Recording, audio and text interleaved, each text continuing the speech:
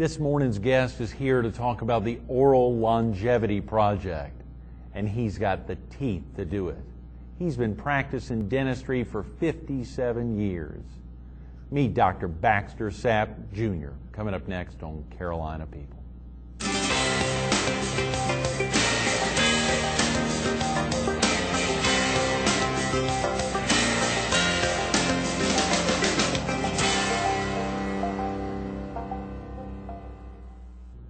Good morning. Welcome to Carolina People. This morning we're at the E. Craig Walls Senior College of Business Administration on the campus of Coastal Carolina University.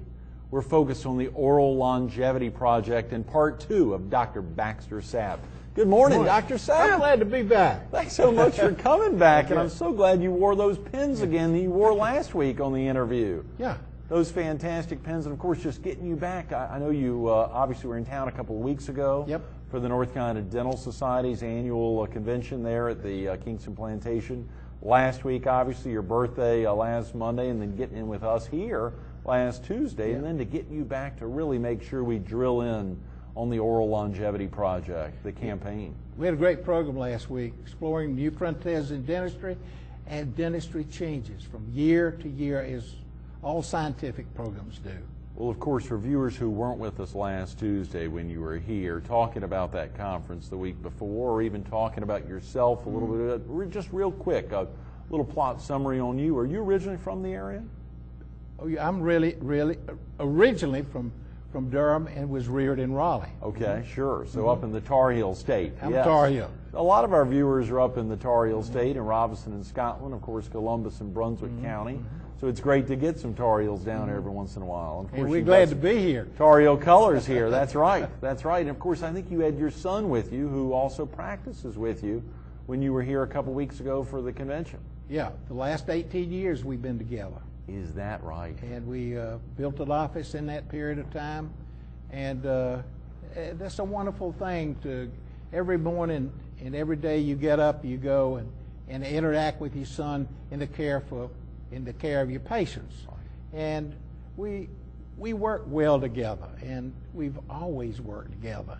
And it makes life so enjoyable to be able to, at this stage of my life, to continue to go in and enjoy my patients, and enjoy my staff, and enjoy my son. And we're looking forward to having my daughter in there, not too distant. Right, yes. You and Elsie have 3 children. 3 children. One of them who's not in the dental profession. He is the businessman. He's the businessman. That's great. He is the third, Baxter the third. He's Baxter the third, right. That's great. That's great. And of course, Miranda, your only daughter, is now in dental hygiene. She is starting this year for a 2-year program. How exciting. What do you think it was for her? I guess just seeing her dad and her brother into it, her brother for the last 18 years, and her father for, you shared with us last Tuesday, 57 years of dentistry. So seeing her dad her entire life practicing the dental profession, you think that's what spurred her into getting into it? Well, she's a very talented person, and she's been a teacher. She's an artist, a very talented artist. Oh, yeah. And I think I'm glad that she's decided to go into the dental profession, because those skills that she has in being a talented artist can certainly be useful to her in dentistry. Oh, yeah. Oh, yeah. Many of your staff, you've got some staffers that have been with you probably as long as Macon has, if not longer, don't you? I mean, yep. My dental assistant has been with me for 24 years. Is that right? Yeah. Wow. Dr. Sapp, excuse me, I want to call you Baxter because it's such a sweet name here on a Tuesday morning, and of course the thrill of knowing of your practice for more than 50 years and almost 60 years is incredible. It's what makes your volunteer service here with the Oral Longevity Campaign even that much more special. Share with viewers exactly what we're talking about, the Oral Longevity Initiative, project, campaign. The Oral Longevity Program is a multifaceted program which addresses the needs, the oral health care needs of our growing adult population. It was made possible by a generous grant from GlaxoSmithKline, the ADA, the ADA Foundation, and they have produced this wonderful program of education and innovative programs to allow elderly people to maintain and stay in good oral health. Right. And this program, it being a campaign, it's something that is ongoing, and it's new, and we are hoping that we can get a commitment from the members of the American Dental Association, right. the dental industry, right. which is a business part of the of our profession, and also the retirement people and volunteers to participate in this campaign. Yes. Which is not designed to do dentistry, because there are other programs that we have. There's a program that we have just finished by the North Carolina Dental Society, in which one weekend we treated the 70 some odd dentists in 70 chairs, treated 1,000 patients who had multiple dental problems. No. And they did, I think it was over $250,000 worth of dentistry. Oh, come on. For no charge whatsoever. And people just came in, they lined up, and they were there, and the dentists were there, and the volunteers were there, and we're hoping maybe to do that again in the not too distant future. It was designed and carried on by a Dr. Ed Slott from Burlington. Is that North Carolina. right? Yeah. And that's where the many dentists got together there in Alamance County. And we, through the auspices of a lot of agencies, including Blue Cross Blue Shield, Great. The North Carolina Insurance Commission, Sure. and the individuals that work with this were giving money, and it was a substantial amount of money that made that possible, so that these people get service, and we hope to do that again. That's tremendous. Well, of course, the North Carolina Dental Society has been coming down here year after year. They come to Kingston Plantation annually around this time of the year. We used to go to Pinehurst. Right. Years and years ago. I can remember, some of the great meetings that we had there, but the society has grown tremendously. We have 4,500 dentists. Is that who are right? members of the North Carolina Dental Society. No. And there's nothing in Pinehurst will accommodate us. And so, we come to Myrtle Beach. We love it. And everybody loves going to Myrtle Beach, and we have a fantastic response to the program and a wonderful attendance. Well, I think you said the Exploring New Frontiers in Dentistry was the theme a couple of weeks ago when you all were down. Yeah. I think you shared with us off camera after the interview last Tuesday that when you were president of the North Carolina Dental Society a number of years ago, you all actually had a similar theme of New Frontiers in Dentistry. What year would that have been? It was 2030? That would have been back in the 50s, in the 50s. Late 50s. And we were talking about New Frontiers in dentistry then, because we could see that the dental profession was changing at a very rapid rate. Well, I loved so much as you provided some of the great information for us to get ready for last week's interview, carrying over into this week. And of course, one of the ways we wrapped up last week's interview, if you remember, was that great quote of one of the shared goals of all humanity is to grow old with dignity. One of the shared goals of all humanity. In the same way, in growing old with dignity, a lot of dentists are making sure that folks understand this great causal connection between their own dental health, oral health, and their overall health, and why it's so important. I loved so much reading this quote from Dr. Barkley, which was provided in the book you shared with us last week, and I know we'll want to share again today, that idea that dental health is peculiar. I'm just going to read real quick. The rich cannot buy it. The poor cannot have it given to them.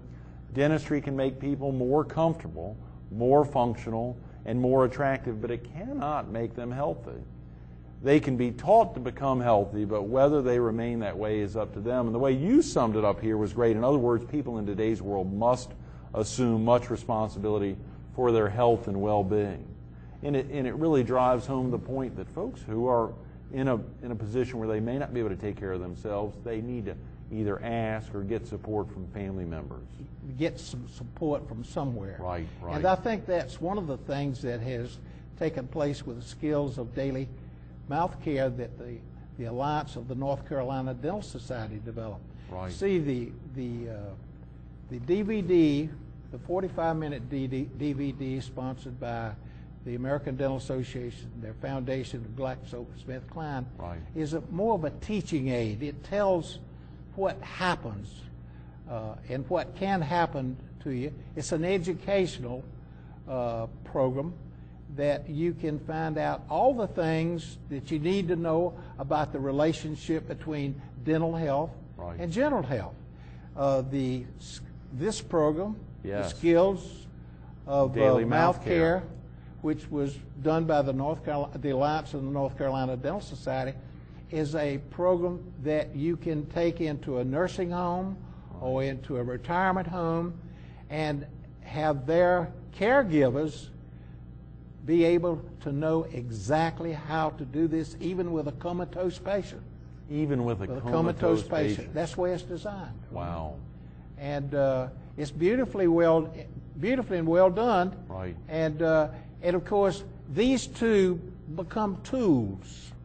And what we have got to learn to do is implement the tools in an effective manner so it'll work to do what they're intended to do. Another great piece was this special supplement. On top of that 45-minute DVD, which you got back in September, was this great supplement for caregivers, this 56-page supplement. Of course, GlaxoSmithKline, their consumer health care division, helped put this out along with the American Dental Association and their foundation. It's amazing to think about this really caring collaboration. You obviously had to get 3 great groups like that, but without volunteers, dentists who are willing to go out there and give some time to hook up with the retirement communities or nursing homes to really make it impactful, it wouldn't happen. You've got to have volunteers like yourself, and I know, of course, it was highlighted that both you and your son, Dr. Baxter Sapp, are working hard to really get out there, but I think it's great to see you, particularly with 57 years of dentistry, you connect so much more easily with the communities there, because oftentimes there's folks, I hate to say it, but we celebrated, I think you said, your 83rd birthday last So I'm Monday. one of the older people. I didn't say it. I didn't That's say all right, it. I have to admit it. We'll let it out. We'll let it out. Of course, my father's, having just celebrated his 80th birthday, a lot of folks really need to take the time to communicate with the older population. And y'all are both doing that. I'm sorry, I just wanted to get to the point that what can folks do? What can our viewers do to get involved with the Oral Longevity Project? Well, they could go to this website that you just gave a few minutes ago. orallongevity.ada.org. And they can actually write the American Dental Association at 211 East Chicago Avenue in Chicago, Illinois. 20611? 20611. Great. And, I would suggest that they not try to call the American Dental Association because they are so busy that it would be a difficult thing, and I don't think they would be well served by doing that. And the best thing, perhaps, is to talk to your dentist. Call your own dentist, yes. And ask him for some help, and he is going to be very available to help you in many ways, because there are many websites that they could go to and get any information they want on diet and how to take care of their health, dental health, day to day. And I think there are about 7 websites that you can get, and it would be very difficult to give that here on the program. Fine. Your son had mentioned a couple of weeks ago when y'all were in town for the conference that DurhamDentist.com even had links. Your own firm's dental website had links to the ADA's longevity project. So if folks wanted to visit a site like that, or just going to ada.org and searching for oral longevity, or that simple orallongevity.ada.org. There's great info there. But a lot of folks obviously don't have access to computers, so they just need to call their own dentist.